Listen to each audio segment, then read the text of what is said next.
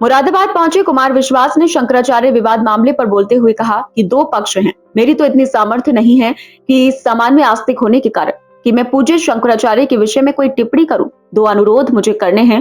प्रशासन को संवेदनशीलता से काम करना चाहिए। जो भी व्यक्ति संत प्रवृत्ति से आता है, जिसके भी शरीर पर भगवा है, जिसने भी धर्म संस्कृति के लिए अर्पित कर दिया है, उससे संवाद करते समय थोड़ी सी मर्यादा और जिम्मेदारी का भाव रखना चाहिए। और मैं पूज्य शंकराचार्य जी से भी प्रार्थना करूंगा कि उनका सात्विक क्रोध त्यागें और सब पर कृपा बरसाएं। उनकी परंपरा के कारण ही धर्म का मान बढ़ा है। और अगर कोई अपराध हुआ है तो हम भारत के नागरिक होने के नाते क्षमा प्रार्थना करते हैं कि वो सबके मंगल के लिए आशीर्वाद दें।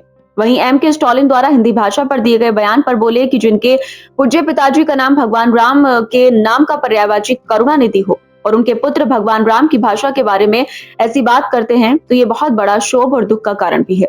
तमिल एक अद्भुत भाषा है, उसका प्रचार प्रसार हो यह हर भारतीय की इच्छा है, लेकिन किसी एक भाषा का विरोध नहीं होना चाहिए। ये एक राजनीतिक कौशल है। इस देश में 1947 के बाद ये बीज बोया गया। आज ये बीज जानबूझकर बोया गया है। दिल्ली के नेता ने जाकर कि हिंदी किसी पर थोपी नहीं जाएगी। कुमार विश्वास आज मुरादाबाद आयोजित एक कार्यक्रम में हिस्सा लेने पहुंचे हैं। आज मुरादाबाद में ओडिशा का समाहार दिवस है और देश भर के कलाकार, कवि, साहित्यकार, शायर, अलग अलग बौद्धिक विमर्श करने वाले लोग पिछले 4-5 दिनों से यहाँ पर हैं, जो कि बहुत ही अच्छा कार्य है कि मुरादाबाद जो कविता का और साहित्य का और शायरी का बड़ा मरकज रहा है, बड़ा तीर्थ रहा है, उसमें ऐसा साहित्यिक पुनर्जागरण हो रहा है। ये जिगर मुरादाबादी का शहर है, ये माहेश्वर तिवारी का शहर है, ये हुल्लड़ मुरादाबादी, मक्खन मुरादाबादी, तस्लीम सिद्दीकी, मंसूर उस्मानी साहब का शहर है।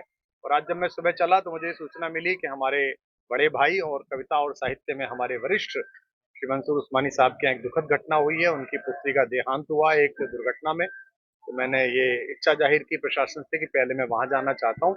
आज उनसे मिला और एक भाई की तरह उनके दुख को साझा करने का प्रयास किया। ईश्वर दिवंगत आत्मा को शांति प्रदान करे और उन्हें भी इस शोक से उभरने का साहस प्रदान करे। कुमार जी, यही मैं आपको पूछना चाहते हैं। शंकराचार्य जी को लेकर के एक अलग तरह का विवाद चल रहा है, एक अलग तरह का मैसेज देने का प्रयास किया जा रहा है। क्या कहेंगे? मतलब दो पक्ष हैं। मेरी तो इतनी सामर्थ्य नहीं है एक सामान्य आस्तिक होने के कारण, एक सामान्य धर्म के प्रति उन्मुख व्यक्ति होने के कारण कि मैं पूज्यपाद शंकराचार्य जी के विषय में कोई टिप्पणी करूं। तो अनुरोध मुझे करने हैं। प्रशासन को संवेदनशीलता से काम करना चाहिए। जो भी व्यक्ति संत प्रवृत्ति से आता है, जिसके भी शरीर पर भगवा है, जिसने भी स्वयं को धर्म संस्कृति के लिए अर्पित कर दिया है, उससे संवाद करते समय एक थोड़ी सी मर्यादा, एक थोड़ा सा जिम्मेदारी का भाव रखना चाहिए। और मैं पूज्यपाद शंकराचार्य जी भगवान से भी प्रार्थना करूंगा कि उनका सात्विक क्रोध वे उसे त्यागें और सब पर कृपा बरसाएं। उनकी परंपरा के कारण ही धर्म का, दर्शन का, संस्कृति का मान बढ़ा है।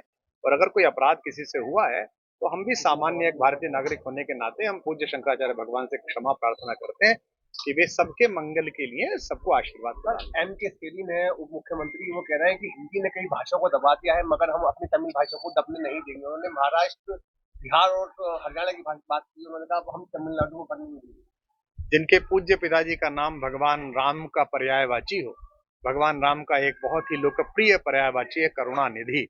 उनके पुत्र अगर भगवान राम की भाषा के विषय में ऐसी बात करते हैं तो ये बड़ा क्षोभ का कारण भी है और दुख का कारण भी है। तमिल अद्भुत भाषा है। तमिल संस्कृत की परंपरा से आई हुई एक बहुत ही समृद्ध भाषा है।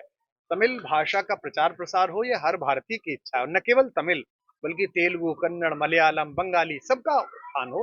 लेकिन उसमें किसी एक भाषा का विरोध करना ये राजनीतिक कौशल है।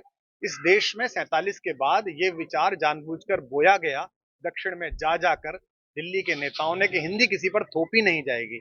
ऐसा नहीं है। मैं हिंदी के लोगों से भी प्रार्थना करता हूँ कि वे सुब्रमण्यम भारती को पढ़ें, तिरुवल्लुर को पढ़ें। ये सब ऐसे हमारे जो दक्षिण भारतीय भाषाओं के बड़े विद्वान हैं उनको पढ़ें। और आशा करता हूँ कि भगवान उनको सद्बुद्धि देंगे। उनके दादाजी का नाम जिन पर है वे राम, और वे भाषाओं के विरोध की प्रवृत्ति त्याग देंगे।